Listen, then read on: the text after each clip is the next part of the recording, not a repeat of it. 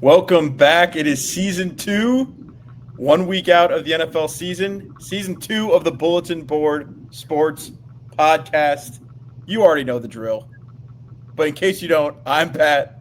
I'm here with Christian, Mike, Turtle, and we're going to be breaking down the greatest league in sports, the NFL, for you all year. We're going to start it out this week with the divisional breakdowns. But before we get into that, we had some pretty eye-opening news come out this afternoon. I'm glad we waited until today to record this podcast. Ladies and gentlemen, Micah Parsons is a Green Bay Packer, as much as it pains me to say. Right off the bat, whoever wants to jump in, I just want to ask, is this more of a story about the Green Bay Packers or more of a story about the Dallas Cowboys? What is defining this move in your mind at this moment? Because it's hard for me to put it down. Well, I mean, I'll start off by saying this is probably an interesting scenario for the Jerry soap opera. I mean, he always runs the Cowboys kind of like a circus. I mean, he loves the press. I think it's probably the first time in a while that having this running amok, running charade, I should say, is the first time it didn't work out in Jerry Jones' favor, and a lot of that has to do with David Mugoletta being the absolute super agent that he is. You do not f with David Mugoletta because that guy is a killer, and I think in the long term, I think the Packers have some more interesting questions, but certainly in the short term, I think the Dallas Cowboys just became a much worse football team. Um, and I think that all has to do with Jerry Jones going senile and being the arrogant old man that he is. So I mean, that's kind of how I see it. And I think you guys, as Bears fans, could probably break down the Packers end more than me. I mean, obviously they're going to have some cap teetering they're going to have to do over the next couple years, and they're pretty much all in. But yeah, the Jerry soap opera did not work in his favor this time. And I think that's what people were saying all offseason, like, oh, they'll figure it out. This is just Jerry being Jerry. Not when you F with Mogoletta, man.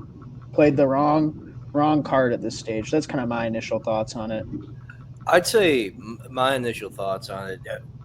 I mean, if you're looking at it from the outside, like Packers are all in for a Super Bowl, man. If you look at the money that they just spent on defense this offseason, I mean Aaron Banks and Nate Hobbs getting very significant contracts, and then you throw in a $188 million tag with Micah Parsons on this. I mean, that's right telling me they're what's his name? Kukensten Gutekunst. Gutekunst? Budagoons, yeah. But I mean, I think I think it's an all-in move for saying, why the hell not win it now? And I mean, I think they see the Lions aren't what they used to be. It's not going to be the same defense you're going up against. I think if you look at the division as a whole, it kind of makes sense when you look at the numbers, throw the tag at Micah Parsons if you have the space, and go ahead and bet on the money you threw at the defense already. Go throw Micah Parsons on there and see what happens. I think this was a win now move for sure. And I mean, you do have to think about it. Like, this is the same GM, 2019, 2020, back-to-back NFC championships. They've made the playoffs every 5 years. They're the 5 years that he's been the GM for. Fourth highest win percentage in that span, man. Like, I think he sees blood in the water, and I think he sees his winnable division if you want to put yourself in a winnable position. So, Yeah, I completely agree with all of that, Mike, in relation to the Packers. I think this move is far more indicative of the Cowboys and where they're at. I'm trying to stay as positive as possible for Cowboys fans. Don't Jerry bother. Jones. Jerry Jones has drafted well at the edge position. $47 million is a lot of money, but I think if he would have finished the day, if the day were to end today and he had paid Micah the same amount of money that he got in Green Bay, I think everyone would have said it was a good move. And in Kenny Clark, I'm a fan of Kenny Clark, but I do think he's a regressing player. But let's be honest here, where he was playing and what Mike Zimmer had him doing last year, I just think he was 80% of himself with the Dallas Cowboys last year. One good thing to take away from this, I think, is Micah gets to go to Jeff Hafley. I think he's going to be used a lot like Frankie Luvu was used in Dan Quinn's defense last season, how Micah was used before with Dan Quinn there in Dallas. So it's really exciting for 2025 for Green Bay. But beyond 2025, it does remind me of the Khalil Mack move. I got to take issue with one thing you said, Christian. I agree with a lot of what you're saying, but when you say if the Cowboys made this move signed Micah Parsons to this same deal, it would have been a good move. I got to disagree with that, just because you should have gotten this done if this was going to be the deal from the Cowboys' perspective months ago. I mean, you should have never let it devolve to this point. But if this was going to be the move that you made, how are you waiting until a week before the season and not doing it before the draft, when you're going to be able to get picks that you can actually use this year, when you're going to be able to get picks that aren't affected by Micah Parsons being the newest addition on the team that you're getting draft picks from, which is going to push those picks back to be later first-round picks. I mean, I think Jerry Jones bungled this so hard that when I asked the question of who is defined more by this trade and what this trade says about both teams, I think it's just so indicative of where the Cowboys are at. I mean, they punted on this season. Well, they obviously have given up on competing this year. I mean, this is a move you don't make if you think you're going to compete. And I just don't get it when you know that Dak Prescott's making the money that he is, and he's got a no-trade clause. This isn't a team that's getting picks for next year that's going to be able to draft a quarterback. Dak Prescott, it's not going to be up to Jerry Jones to make that decision. So you're stuck with Dak. You're stuck with the team you've got. You are in a division that has two clear-cut top contenders in the Eagles and the Commanders. We're going to get to that in our division predictions. But, I mean, the Giants have one of the best defensive lines in football. I don't think that's going to be disputed. They've got, at the very least, any way you want to slice it, they have competent veteran quarterback play. I mean, that might be stretching it, but with Russell Wilson. Or they have an exciting rookie in Jackson Dart. I mean, I think, and we're going to get into our division predictions soon, but I think there's a real chance that the Cowboys decisively finish fourth in this division, which is crazy to say. It's a good about division. A team run by Jerry Jones. It's a much better division, I will say. And just, I agree 100%, almost 99% with everything you said, Pat.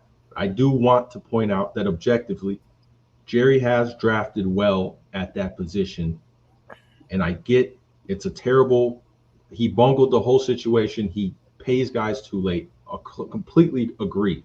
But if we're looking at the position, regardless of if Micah's on this team, I don't think this Dallas defense was built to beat the Philadelphia Eagles and how they play. I still don't think they're built to beat the Packers or the other run first. Detroit, I still think, is a run first team with the running backs they have. And we'll talk about it more when we talk about Green Bay. I don't know if they've answered all of their questions with the run defense that they have just by adding Micah. So that's another argument in and of itself.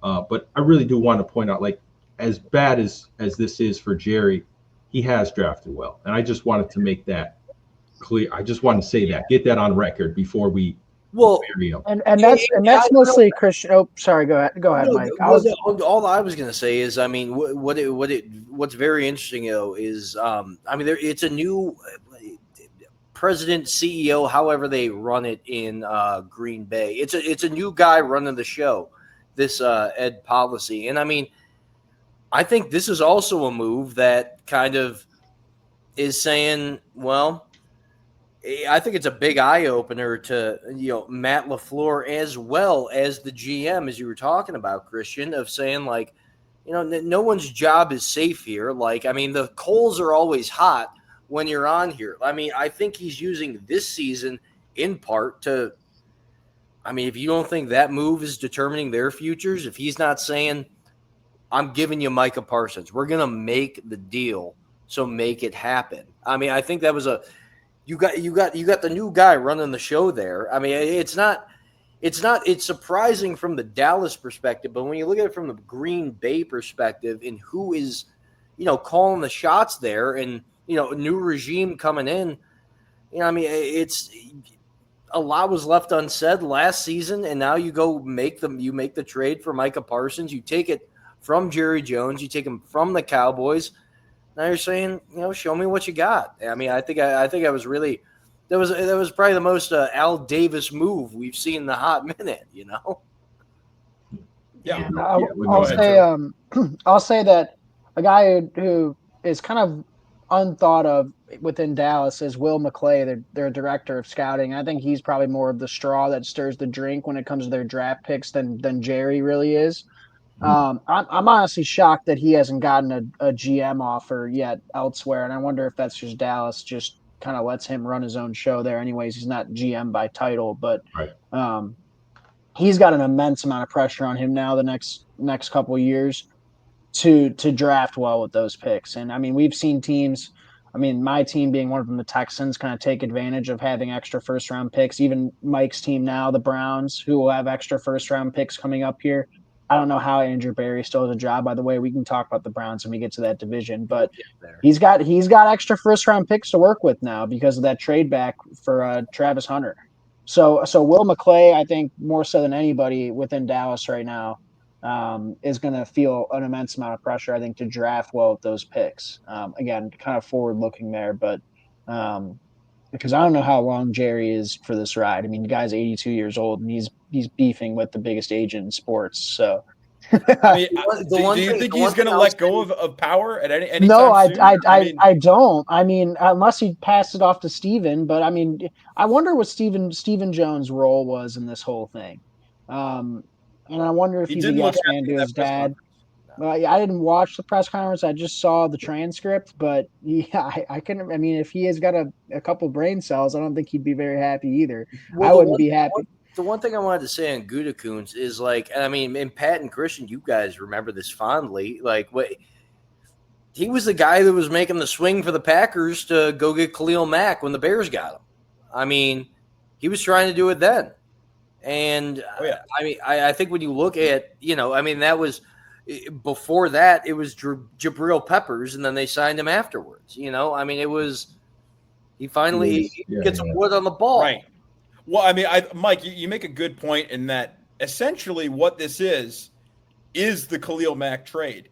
You're talking about a guy who's coming up on the end of his rookie deal, coming off multiple All-Pros, Defensive Player of the Year candidate, and you're trading him around age 26 to get that second contract, become the highest paid non-quarterback in the league. I mean, what you've seen is the Khalil Mack trade. And now the critical difference here is that Mitchell Trubisky, who the Bears bet on with that move, because you don't make that move to put yourself as a contender and bet on yourself without thinking that you have the quarterback in the room. I still think that Jordan Love is an unknown quantity at some level. That we don't know what he is.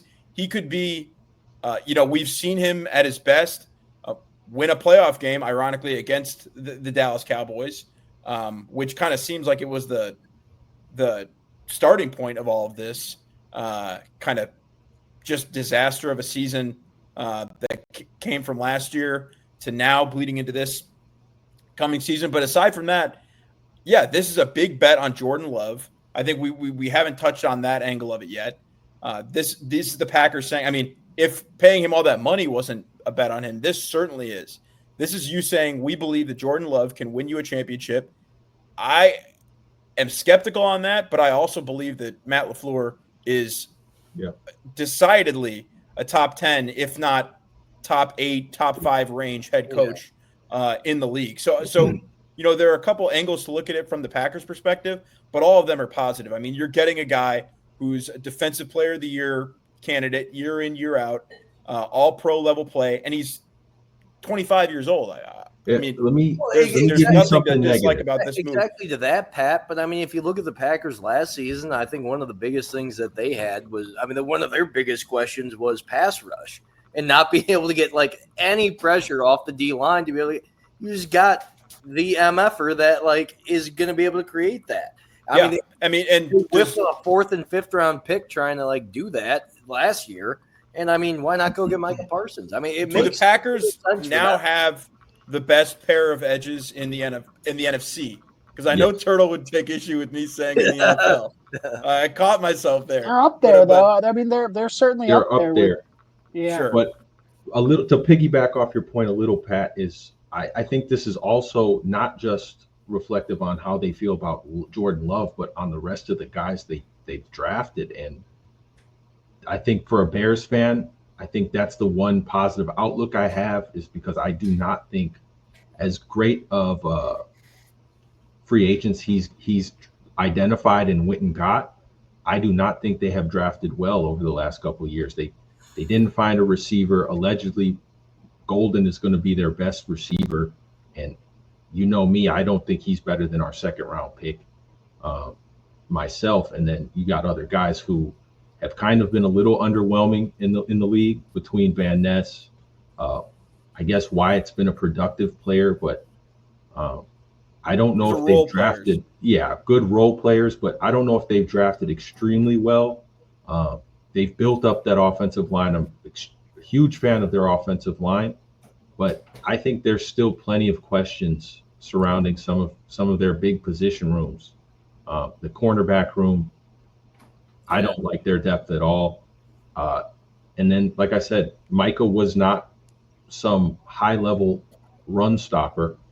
I don't know if this move necessarily puts them over the top of Philadelphia and Detroit, given that they are the elite running teams in football. I just don't know. I don't think it makes them a run stopping team by any means. But what I think it does is you get a much shorter pocket compared to what they were playing with last year. I mean, there were guys able to roll out, like be able to see 4 or 5 seconds of pressure, roll out, go hit your 1st, 2nd, 3rd option. And I mean, who's going to disrupt that better than Micah Parsons? I think it adds to a pressure O line or pressure D line, and I think it also is going to change the way that they call their defense now. I think we do have to take that into consideration. Yeah, I think it definitely helps their back end. Like, I agree with you, Christian. I don't think that they're, even despite the signing of Nate Hobbs and trying to band-aid that position up through free agency, I still don't love. Bo Melton's a converted receiver. Yeah, I don't love that. I don't love their corner depth still. I mean, they have Xavier McKinney, but that's probably their only like true high-level defensive back on their team. And so getting Micah Parsons does alleviate that a little bit, just from garnering pressure standpoint. But I'm not the biggest believer in Jordan Love either. He didn't finish the year great last year. He didn't have a good back half of the year.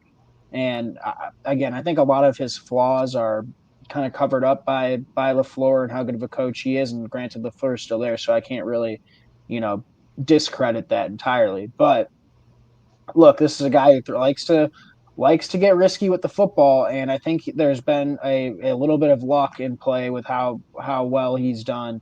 And the turnover stuff can positively or negatively regress year over year.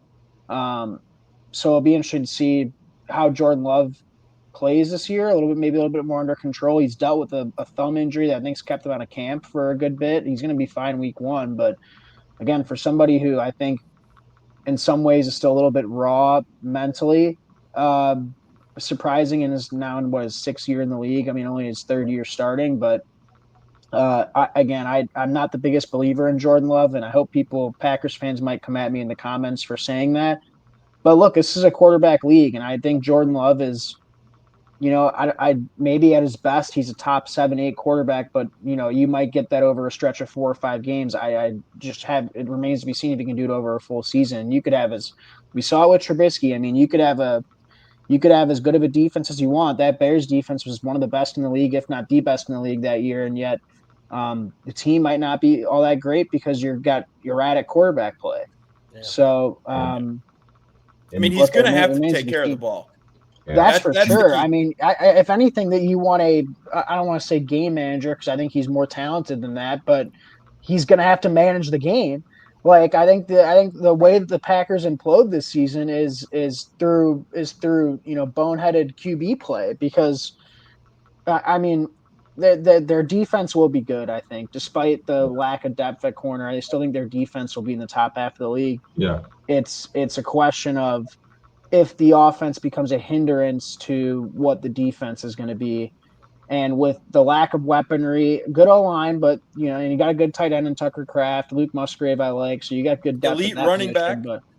But knock on wood on the running back. I mean, he was fortunate to Yeah. be as healthy as he was last year. The That's a way they great ran, point. the way they ran the ball, and then not to mention they drafted Marshawn Lloyd, who has given them absolutely nothing since he's gotten to the league last year, and he's already out this year. He's out at least the first 4. They don't have a lot of depth at running back either. I mean, who's It's behind Chris Jacobs? Brooks, Yeah, Chris yeah. Brooks I mean, and the guys from last year, Emmanuel Wilson. That's it. nothing to write I'm home going to about. trust Matt LaFleur being able to scheme up the run no matter what. Well, I think they're going to be able to get quality running. It was a point when we were talking, during the offseason, it's kind of like, I mean, if you believe in Jeff Hafley, why not give him the Right. weapons to do it? And I mean, I think at this point, it's kind of like, I don't know, going into this offseason, I think they did kind of go free reign to be like, fill out the roster how you want to fill it out. I don't think he even thought Micah Parsons was going to be on the table. But, I mean, I think this is now, I mean, turn it over to Jeff Hafley, give him the keys and see what you can do. If you're gonna keep this defensive coordinator job and you're going to make it better than last year, you got the weapons to do so. I mean, you talked about the pass rush last year. So, I mean, it makes all the sense when you're looking at the Packers' perspective. Here's the thing, back to your point, Pat, about the running backs is like, yeah, maybe LaFleur can scheme up something and get serviceable play out of the backups if Jacobs ever misses time. The problem is I feel like Jacobs won them games last year. Like he was a true difference maker running back. And again, there's very few guys in the league that are like that. But I think Jacobs is game. Yeah, I mean, I think Jacobs is one of those guys that if he's missing time, it's actually a significant. I don't want to compare him and say like if Saquon missed time on the Eagles or if like Derrick Henry missed time on the Ravens, but it's kind of like that. Like it's not the same offense if those guys are out, especially when your wide receivers, your best wide receiver is a rookie that was picked in the 20s, who we haven't seen play in real meaningful NFL snaps yet. I mean, that's your best offensive weapon other than your quarterback is Josh Jacobs, I think, unequivocally. And that's a big drop off to, I mean, who's the next best guy if Josh Jacobs misses time? I mean, it looks pretty bleak. You're asking Jordan Love to almost kind of do the impossible, and I don't think he's that type of quarterback. And so, I also want to add, do you think this is the last move that the Packers make? I mean, I feel like if you're going to go ahead and get Micah, I mean, you got to look at do. They're going to be so cap strapped. Yeah, they're going to be cap strapped. They're They're resource strapped now too. I mean, they can't unless they want to start dipping into their middle round picks, which they're not really a franchise. I'm honestly shocked. They didn't seem like a franchise that would trade, 2 future first. I never really thought of them as that type of team, anyways. And now, they don't have the resources. They don't have the cap. So again, that when you're that type of team, when you paid your quarterback and when you paid a high end edge rusher, you got to start making moves on margins. Like you can't really, keep pushing the chips in the middle. I mean, this was the chips in the middle type deal. I mean, and last point I want to make, just going off of that, when you think about the compensation, though, they got him for a bargain. I mean, just 2 first-round picks. You're getting. I've already talked about 25-year-old defensive player of the year candidate perennially, and you give up Kenny Clark, your nose tackle, who, as we acknowledged, is an aging player, good player, but a player that nonetheless is not on the level of Micah Parsons, and he's still he's not exactly a difference maker on a defense beyond being just an above average nose tackle. But going off of that, and I think this, we talked about it from the Cowboys' perspective. talk about it from the Packers' perspective, but from the rest of the league, if you're the Bills, if you're the Lions, I mean, even the 49ers, this was all it took to get Micah Parsons. Like, how did nobody outbid the Packers in this situation? If this was what you could get Micah Parsons for and pay him a deal that is, the market's going to keep moving forward. He's not going to be the highest paid forever. So you're getting him at his value. I just don't. If you're Josh Allen, how do you receive this news that the Bills could have made that? To me, it's you said it in our group chats. It is cut and paste the Nico Harrison, Luka Doncic situation where he had a personal relationship with whoever was in Green Bay, and this was something that was building over time, and they just happened to be perfect partners. I guarantee you that's the case. It's going to be a Mugheletta thing too. If Buffalo, maybe Buffalo was in the mix. I didn't mean to cut you off, Christian, but maybe Buffalo was in the mix, and they maybe were going to give him $45 million. He'd still be the highest paid defensive player, but Mugaletta's pushing for the Packers, and probably just pushed everybody else out. I mean that's and also, and we can put the bow on it. Like, how pissed are you going to be in 2 years if you're the Dallas Cowboys and you just got 2 late-round first picks for Micah Parsons?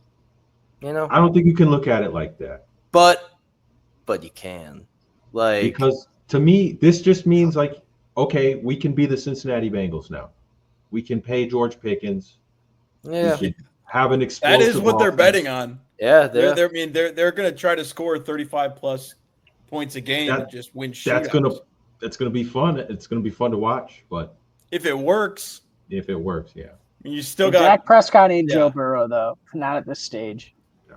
Hey, they're betting on the impact of a non-QB versus 2 first-round picks. What are you going to say? Jerry may have the Johnny Walker Blues.